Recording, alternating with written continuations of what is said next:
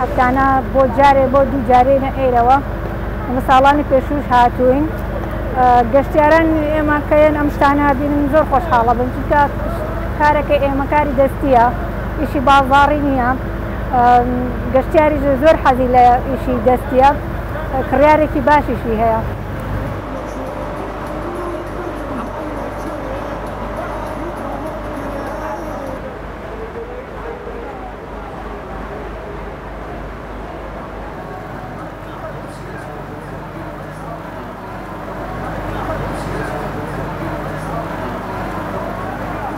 ئێمە لە زەربەنیخانەوە هاتوین کەشوهەوایەکی خۆش و دڵگیرە فێنکە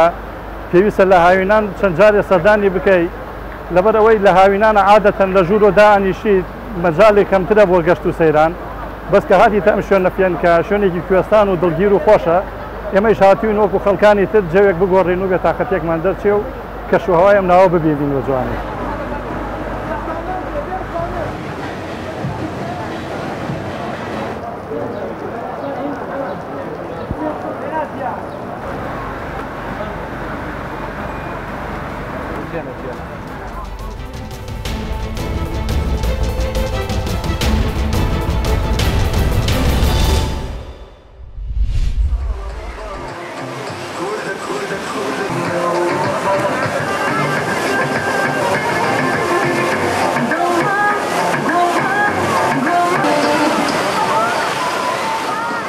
لە ئاکرێ ڕاهاتینە بەڕاستی جەوەکی خۆشە و بەتایبەتی هاوینە جەوەکی خۆشە و یعنی زەوێ ئێرە پیچەک یعنی فێنکترە ناو شەلالات و تشت تەگات زەوێ مای ئاکرێ یعنی بەڕاستی هاوینگەی خۆشیش وێ لە ئاکرێنە بەس یعنی مایوێت دەرێدی ببینین و ساڵانە زووتر بەتایبەتی هاوینە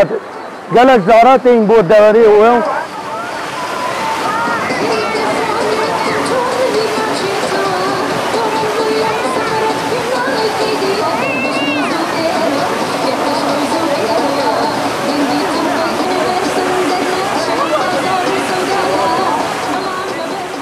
اليوم جينا زيارة لإقليم كردستان المناظر الحقيقة هو تشهد احنا والعائلة طريق أسهل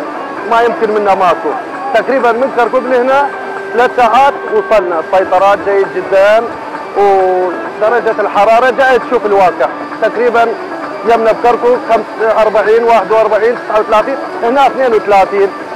30 28 واجواء ما شاء الله الله يدوم المحبه بيناتنا ونتمنى من حكومتنا الشوارع والاعمار يصير مثل اقليم كردستان.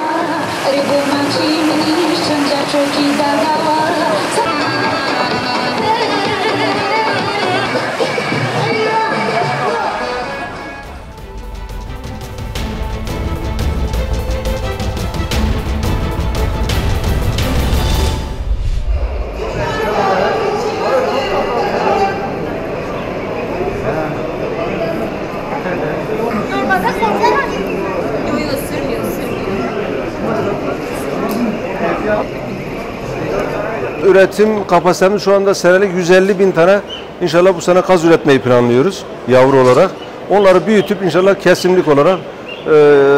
tüm Türkiye'ye göndereceğiz inşallah. Fuarda şu anda 850 geçti. 850.000 tane civarı oldu şu anda.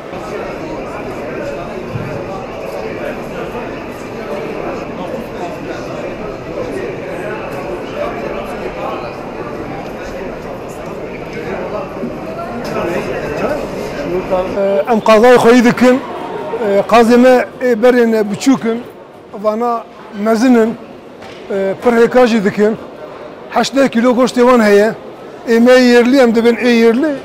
3 کیلو نابه 4 کیلو وانا دقات وان سقات وان حبا شركه 5 milyonun difroşun ilgiye vücud pır zafa yani ilcemme yavaş yavaş dikeve bölge Diyarbakırcı İnşallah